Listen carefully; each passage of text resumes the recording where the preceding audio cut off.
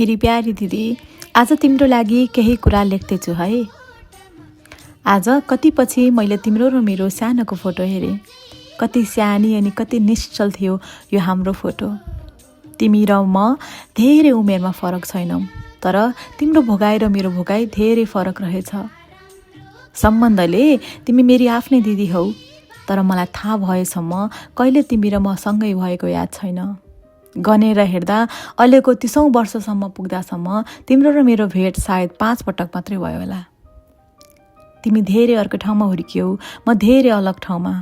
तिमीलाई हेर्ने मेरो नजर कहिले मेरो आफ्नो भएन, सधैँ अरूको आँखाबाट मात्र तिमीलाई हेरिरहेँ। तर जिन्दगीले आज मलाई यस्तो ठाउँमा ल्यायो कि म तिमीलाई मेरो आफ्नो नजरले हेर्न थालेँ। जब मैले आफ्नो नजरले तिमीलाई हेरेँ नि, तिमी भित्र गुम्सिएका सयौं पीडाहरू देखेँ।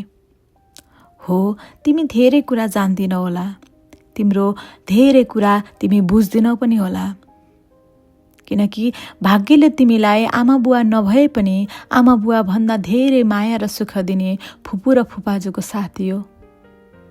तर पनि दिदी, तिम्रो दुःख मेरो भन्दा धेरै फरक रहेछ।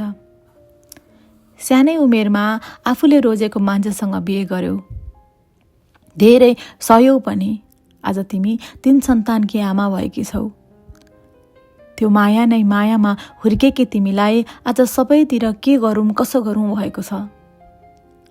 सायद तिम्रो यही दुःख र वेदनाले धेरै गाह्रो भएर होला सपनामा तिमीलाई देखेर बिउजिएपछि तिमीलाई फोन गरे अनि फेरि म तिम्रो जिन्दगीमा आएँ।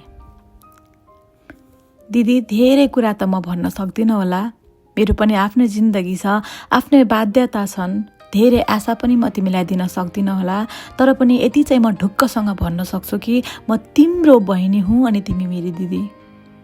तिमीले अहिले गरिरहेको हरेक सङ्घर्षको हिसाब भगवानले एक दिन अवश्य दिनुहुनेछ। तिम्रो शुद्ध मन र हृदयले गरेको हरेक काम सफल हुनेछन् र तिमी चाँडै धेरै खुसी हुनेछौ मेरी दिदी।